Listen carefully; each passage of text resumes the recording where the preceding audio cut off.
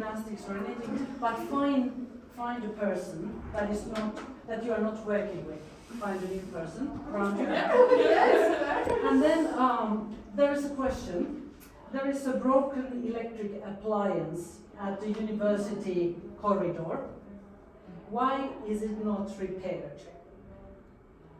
Why is it constantly broken? It's always broken, nobody repairs it. Why? Talk about this with your new friend.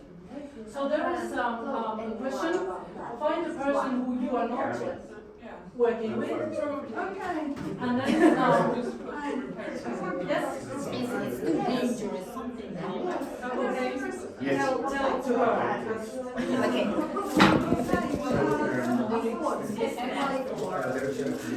You don't need to record this part. I do agree. And now we have to do research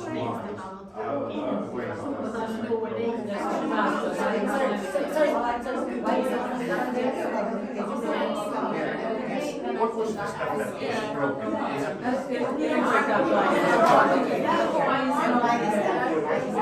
Yeah. Just because nobody has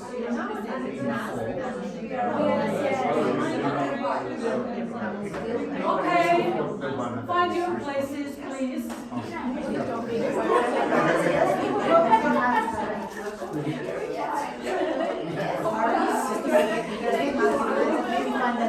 Yes. So, we were talking about an electrical appliance that was at the corridor of the university, and why is it not repaired? And so, what did you find out with your friends who you were talking about? Maybe you were not talking about of this, but if you were, then just make a comment. Why is it constantly? Why is it always broken? People are just like going past it. Yeah. Yeah, because it's not like my responsibility. Okay. Okay. Something else that came out. The online report system is broken. Yeah. Okay. Anything else? There's not enough funds to fix it properly. Resources. Well, lack of resources. What about? No one cares. Okay, let's see what happens. I work in Finland, University of Turku Rauma campus as Inkeri and also Meri. So this was a picture of from the campus. I tell you a little bit of background before I go dive deep into that business. So the background about these safety deviations in the schools or at the universities is censorship. Safety deviations. It could be not fixed.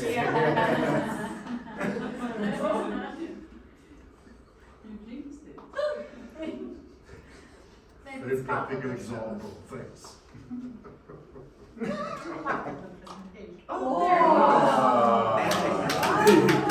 So the answer is... Okay, let's go to Sanna Marin yet. Okay, so let's have a quick look to the background. So I'm going to talk about safety deviations. But before we'll go to safety and security issues, I must say that we have quite a bit of background in Finland, strategic background for doing this kind of things. Although safety or security, they are not very much scientific and so on. And I'm going to have, by the way, 2 presentations, and they are both descriptions of development, not so much research, a little bit of research as well. So, at the Basic Education Act, we have this mandation. We have the school safety and security issues are mandated in Finland. It's the Basic Education Act 29. It says that the welfare, a pupil participating in education shall be entitled to a safe learning environment. So, the other issue is, you remember our Prime Minister, the party one, Sanna Marin. So, on her lead, there was a governmental program created, and that has an action too. Children and young people will feel well, and then there will be a collaborative culture for zero tolerance against bullying and so on. Oh my God.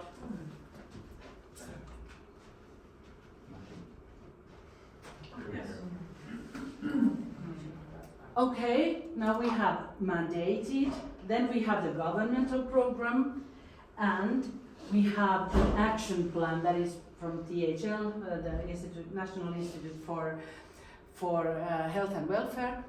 So violence against children, and these three issues made this thing possible, that we got 1.7 million euros at our university to create better safety culture against violence, against all kinds of deviations at the schools. So this is what we are working currently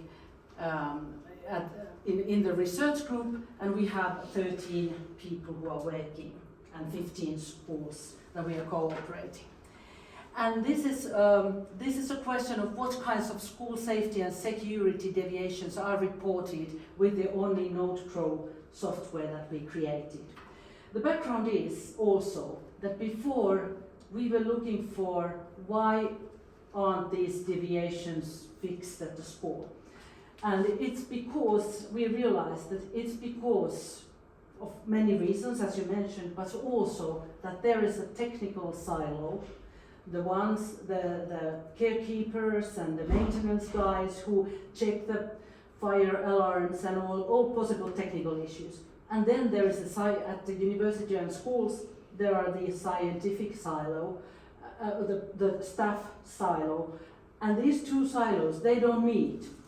So the technical is that just like in their own world, and then the users, the funny professors, the very much drinking students, the burnout teachers, the visiting parents, all these are at the school, but they don't care about these technical safety issues. So this is also one issue, why these deviations are not noted in the school.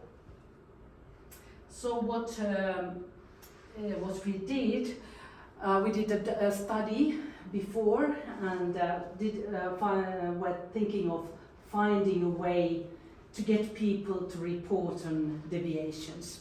And we found out that teachers at the school, firstly, they report only the deviations that happen to students, to pupils, not for themselves. They don't consider themselves as anything that should be safe or secure. It's always the children. And then we found out that these deviations that are at school, they are somewhat very hard to predict because there are a lot of underreported cases, and the deviations are unpredictable. The children tend to use the school area, the school equipment, rooms and so on in a very unpredictable and creative way that we can't predict. They are using, there is this human factor causing different kinds of issues. And I must say that these students, when they start to work, these creative way of thinking is needed at the work life, but in school you are not supposed to run in the corridors, you are not supposed to climb to the roof of the school and so on, but that is what happens there.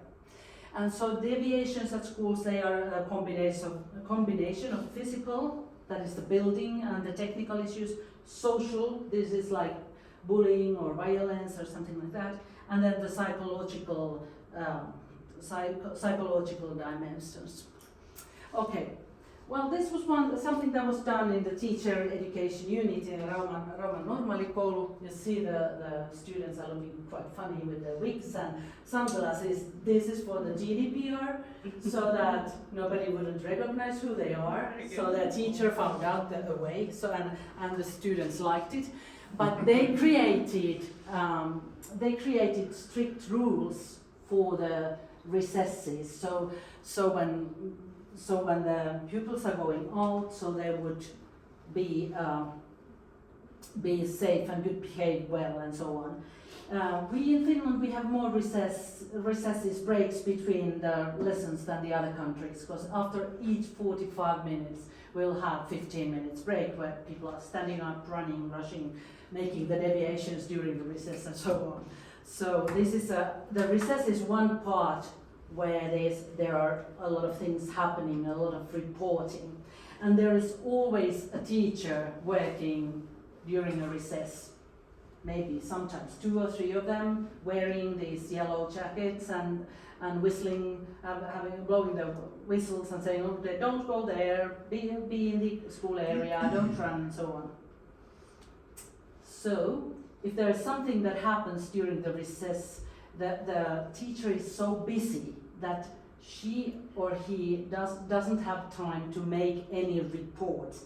And then we needed to find out a way how teachers could report deviations. And then we were also thinking of the framework and conditions, and we were designing an application for phones. And this was designed with a private-owned company who we are cooperating with. So we have dealt this application to every teacher's phone. And then when teachers realize that there is a deviation, they are supposed to report. And later on I have pictures from this application, but I just explain first how it works. So we have a web page where we have a short form for reporting the deviation, and then each teacher gets it on the phone. And so we can report whatever also positive happenings concerning safety or security. If somebody is behaving very well, we can report that. Okay. We are not expecting to get these positive reports. Let's see how it goes, because we don't have these reports yet. Okay, so also after school day, because we are giving this application also for the children, for the pupils, so they can use it with their parents and they can do the report in the evening. What happens next? So they are, of course, this is the process we should do if there is a safety deviation. What is happening? Where has it happened, and when did it happen? But then, of course, the reporting is not the only phase. There should be procedure after that. There should be a group of people thinking of why did this happen, what needs to be done in practice, and then the physical actions, the repairment or so. This doesn't happen too often like this in the schools or at the universities. There are places that can be broken, that way people think, okay, this shouldn't be like this, but I'm just going on, I'm too tired to report or doing anything. But this happens everywhere all the time. So here you see the picture of the phone then. And now we have started to think that this application could also serve as whatever application. If you are attending an event, there's always an application nowadays. And so we added school meals, the school maps and so on. So when the pupils get this application, they can just like see what is the food today, and they can check the safety rules and regulations and so on. There are a lot of there's a lot of information. But also you see there is this deviation report. And there, very quickly, taking 2-3 minutes, the child or a teacher or a headmaster or whoever can make the deviation report. So what happens next is that also the person who makes the report can add some pictures or video or so, and then the headmaster or another assigned person will get this information, and then it's on his or her responsibility to act after that. And so that we are working with an email. We also had the GDPR and some ethical issues. We are not collecting any personal data The schools are, but we as a university, we are not collecting. These are anonymized before we get it. So and now I have to say that when I made the abstract, I had this information that we already would have the deviation reports. But now we are on the we are running a little bit late, and now we are on the phase where we have dealt the mobile application to everybody, but we didn't start the deviation reporting yet.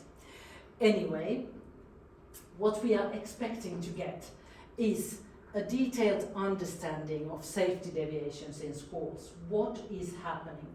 Because the injuries, the deviations, they are underreported. There are issues a certain teacher might know, there are other issues that the headmaster might know, but we don't have the situational picture, the safety and security picture. Then we would gain the better situational awareness. Those of you who are from Finland will call this situational awareness tilannekuva, which is also the word that the fire officials are using. And then we have the better structural care of the school building. We know that if somebody is trying to burn the school, like is case in Umeå area where Frida comes from, and very many other areas, so we know that there are certain signs, and if the building looks like nobody takes care of it, it's more probably it will be burned later on, or if there are graffitis and so on. So all these should be reported with this reporting tool. And then finally, when we get this amount of reports, we are expecting to get 100 reports during 1 year per one school. I still think we are not going to get that much, but anyway, we want the teachers and pupils make so many reports than they can, and we will see how will the safety and security issue look like in school. And now, at the moment, we are in the phase where we are talking with the teachers, and the Finnish teachers will say, "Oh, we don't have a minute time for doing any kinds of reports and so on. So let's see what will happen." So as we have quite many people who are working with us, so we are hoping we can get some results during the next term. The Ministry of Education let us know so late about this funding that we are in terrible hurry making all these things happening. But I see that later on each school of Finland would have their own application, and one mobile application, and one part of it would be this safety and security reporting system, which we don't have now. Okay, and this was my first presentation. Thank you.